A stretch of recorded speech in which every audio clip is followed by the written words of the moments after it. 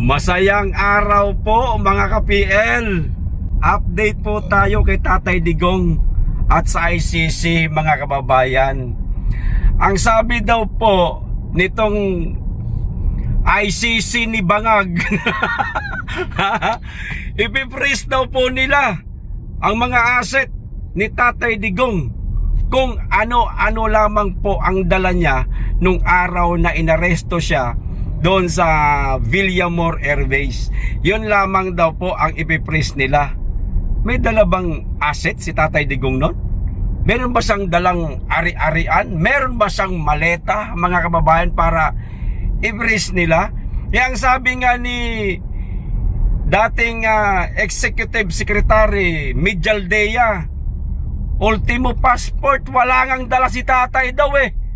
O ewan ko lang kung gaano katotoo yun. Ultimo brief. Wala daw dala si Tatay Digong, naiwan daw eh, sabi ni Mijaldea. May mga saltik na itong taga-ICC mga kababayan. O ito po ang video. Panoorin po natin ang pahayag ni dating Congressman Cardema. O ito na ho. Hi, good morning po. Yan, may balita doon sa ICC. Ang sabi nung ICC, i-freeze daw nila yung assets ni Pangulong Duterte, yung dala-dala daw niya nung naaresto siya. Eh syempre ginawan pa ng balita ng admin.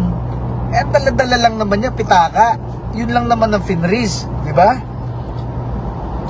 Eh yung sa mga mali-malita ng mga kongresistang ayaw banggitin na finifreeze yung ayaw i-freeze yung karamihan, iba ayaw banggitin na na-freeze na.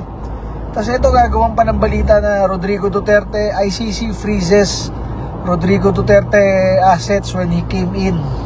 Eh kasama ko si Pangulong Duterte galing Hong Kong. Nung 3 araw na yon, pag uwi namin Pilipinas, inaresto siya. Ang dala lang naman niya, pitaka. Tsaka siguro kung ano bang gamit na nabibit-bit lang, yun lang ang kinuha sa kanya.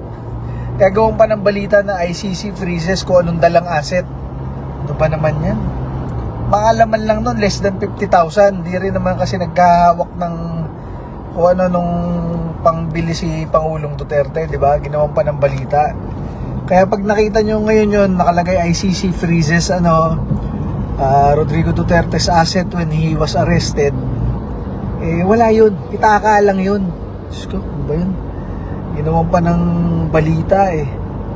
Ang inaantay natin, kamusta naman yung mga asset ng mga nagnakaw ng trilyon sa Pilipinas, di ba? Hindi naman yata na hanggang ngayon, 1 taon na, wala pa rin, di ba?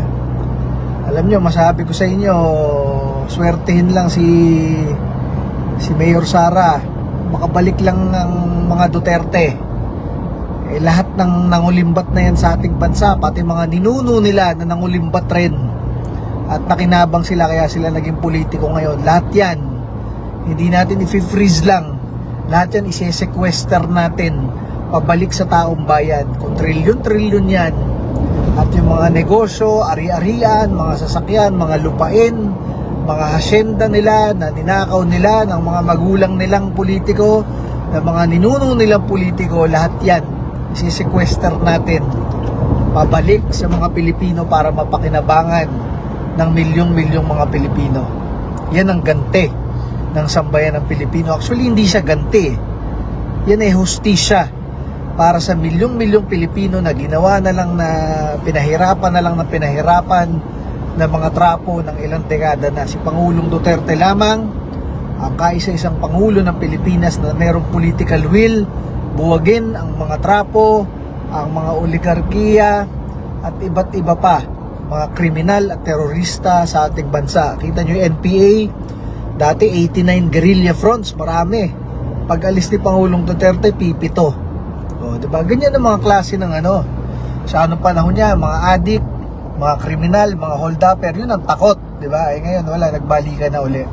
So, ang ating inaasahan na lang ay ang pagkapangulo ng ating susunod na Pangulo, Sara Duterte, para man lang makabawi ang sambayan ng Pilipino na ngayon ay naghihikahos na Ang yaman-yaman ng bansang ito, maraming dagat, maraming bundok, maraming tao.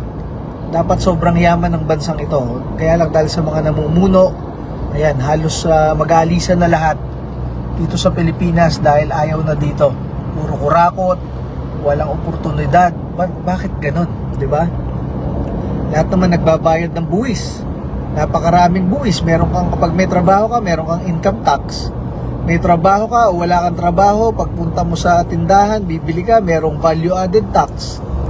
Pag gusto mo ibenta yung minana mong lupa kasi wala ng pera, merong capital gains tax. Pag ayaw mo ibenta, merong amilyar, real estate tax.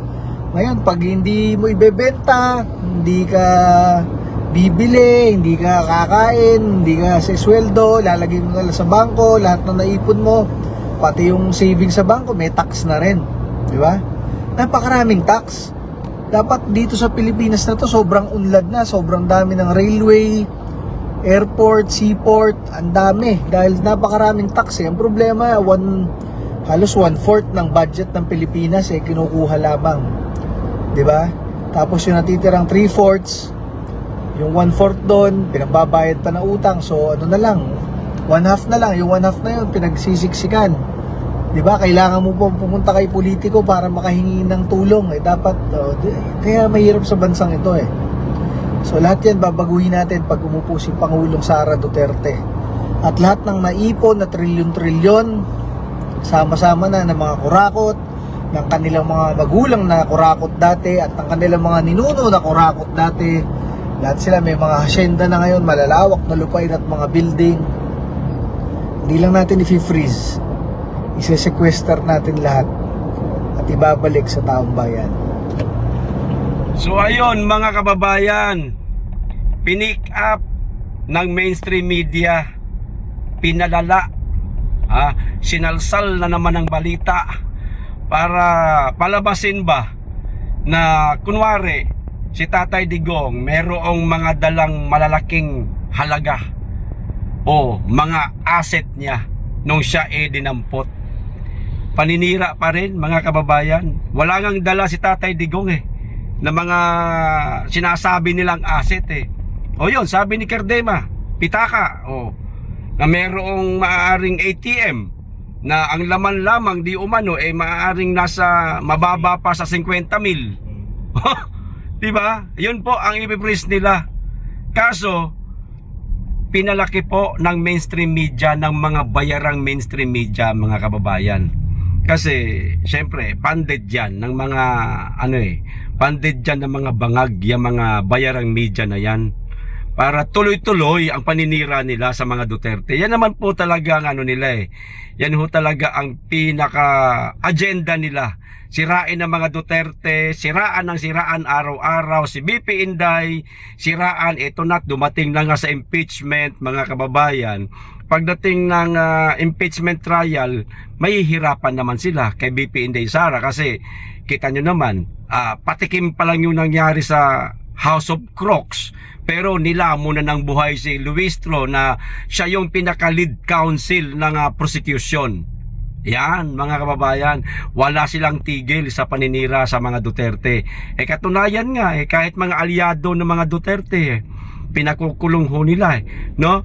At yung mga maletagang na sila ang mayroong mga malalaking asset ni ultimo nga salin nila, hindi natin alam kasi hindi sila naglalabas ng kanilang salin, hindi natin nakikita, hindi nila isinasa publiko, no? Baka nga sila itong karapat dapat i-freeze yung kanilang mga asset kagaya ni Tambaluslos, no, na na-freeze ta di umano. Ewan ko lang kung gaano katotoo. Kasi napakadali lang po gumawa ng kwento mga kababayan, sabihin na i-freeze namin ang mga ari-arian ni Romualdez. Bakit? Meron na ba tayo nabalitaan ngayon na totoong na-freeze nga? Wala. Yung mga pinangalanan ng 18 Marines, tumanggap di umano ng malalaking maleta na ang pinakamalaki nasa halagang 50 milyones. O yung pinakamaliit naman nasa 30 milyones. Yung mga magkapatid na Rubos, Boy Rubos pinangalanan ilang beses po, mga kababayan, ng 18 Marines. Tulpo, yan, Tulpo brother, Rubos brother nga eh. Rubos brother, sila rin daw ay nakatanggap ng maleta. Bakit hindi ho yung kanilang mga ari-arian ang i-freeze at imbestigahan sila? Lahat ng napangalanan sana ng 18 Marines, kasama yan si Chis Escudero, basta lahat. Di ba? Lahat. Sila ang pinaka tumiba-tiba, pumaldo. Ayan, ika nga sa maleta na yan. Bakit hindi sila ang imbestigahan? Kumusta na ang Blue Ribbon Committee? Putang ina, Ping Lacson. Ping Lacson, ikaw na ba ulit ang chairman ng Blue Ribbon? Sino ba chairman ngayon sa bagong liderato ng Senado? Di ba naagaw na ninyo ang Senado? Hindi na si SP Alan ang SP? Si Gatchalian. Gatchalian! Putang ina, ikaw pala ang SP ngayon. Dapat sa iyo kami mananawagan, sir. Ano na? Meron pa ba kayong plano na buksan ang Blue Ribbon Committee? Ang taong bayan naghihintay po kung meron kayong gagawin. Nung wala sa inyo ang liderato ng Senado, gigil na gigil kayo. Gustong-gusto nyong agawin ang liderato para kuno, mga putang ina nyo, para kuno, mag-imbestiga kayo sa flood control scam na yan, bubuksan nyo ang Blue Ribbon. Ngayon nasa inyo na, mga tarantado kayo, mga animal, mga hinayupa kayo, nasa inyo na ang liderato ng Senado. Bakit ang tahimik na naman yung mga putang ina kayo? Naka-work from home? Anong mangyari sa work from home? Pinasisweldo namin kayo, sir. Baka nakakalimutan ho ninyo. Taong bayan po ang nagpapasweldo sa inyo para magtrabaho ho kayo. Hindi kayo tumakbo sa pagkasenador para maghari-harian kayo kapag ka nasa posisyon na kayo. Kundi pagsilbihan ninyo ang publiko. Alamin ninyo kung ano ang totoong istorya sa flood control na yan. Bagamat meron ng sinabi na ang mga 18 Marines, ba't di nyo na lang sundan yun? O gamitin nyo po yung kanilang mga affidavit. Yun po ang gamitin ninyo. Total, mabigat yung kanilang affidavit kasi joint affidavit yun eh. O ba't di na lang po ninyo gamitin yun? Natatakot kayo. Kaya ayaw nyong buksan ng Blue Ribbon, ayaw nyong mag-imbestiga. Kasi kapag pinatawag nyo ang mga dating sundalo na yan, kayo din naman ang mapapangalanan. Kaya ba ayaw nyong Kaya ba ayaw nyong buksan ng Blue Ribbon Committee? Ay hindi maaari. Hindi maaari. Win Gatchalian at sino ba Blue Ribbon ngayon? Hindi ko kahit sino Blue Ribbon, ipagpalagay natin na kay Pinky. Pinky, mag-imbestiga ka na. Huwag kang puro Pinky. Huwag kang puro pakyut sa mga papa. Ikaw hindi pala Blue Ribbon ang gusto mo Pink Ribbon. Pinky, tarantado ka. Mag-imbestiga ka sa Blue Ribbon. Nasa inyo na ang liderato ng Senado. Magtrabaho kayo, mga visit, mga animal. Karapatan namin to. Karapatan namin na sabihan kayo na mag-imbestiga kayo kasi gigil na kami. Gustong-gusto na namin matumbok mula sa inyo, sa grupo nyo mga maletagang kung sino talaga ang mastermind. Bagamat meron ng idea, ang publiko, kami, meron ng idea, batay doon sa mga sinabi ng 18 Marines, mas mainam na mismong sa pagdinig ninyo, sa inyong liderato, sa pagdinig ninyo sa Blue Ribbon Committee, mapangalanan ulit ng mga dating sundalo kung sino-sino ang mga sangkot. Huwag kayo matatakot. Ngayon, kapag nagsagawa kayo ng pagdinig sa Blue Ribbon at papangalanan ulit kayo, huwag kayo magagalit Yun batay lamang po sa kanilang mga naging trabaho bilang bodyguard ni Saldico. Huwag kayong matatakot, huwag kayong magagalit. Baka mamaya bigla kayong mapikon at bigla nyong i-cite in contempt ang mga sundalo. Ay hindi maaari yan, sir. Hindi maaari yan. Magsagawa kayo ng pagdinig at nang matapos na ang usapin tungkol dyan sa flood control scam na yan, At si Erwin Tulfo na nagsasabi na move on na lang daw sa flood control na yan, waka ng ina mo ka. Hindi pwede yan, sir. Nakakalimutan na lang natin yung issue sa flood control, ibabasura na lang natin yan. Move on? Ano yan? Parang yung jowa mo lang na iniwan mo. Walang move on sa bansang to. Oo, walang mag-move on sa bansang ito. Ayan, sabi ng ng bayaw kong gwapo. Ayan. Hindi akin sasakyan to, sa kanya to. Sa kanya to. Hindi, nakisakay lang ako. Pahatid ako sa airport. Nagbisaya na tuloy tayo. Ayan, tawag nito. Bendalo. Bendalo. Erwin Tulfo. Ano na, sir? Move on baka mo sa Blue Ribbon, sa flood control na yan. Hindi pwede, hindi kami papayag. Ituloy-tuloy nyo dapat yan para masiyahan kami. Kaming mga nasasaktan ng mga ninakawan, ng mga taxpayer. Kayo nagpapakasarap sa pera ng bayan, ng taong bayan. Kami nga. Diba? Ayan lang po mga kababayan, hanggang dito lang. Maraming salamat, mag-iingat kayo lagi at higit sa lahat, mahalin po natin ang Pilipinas.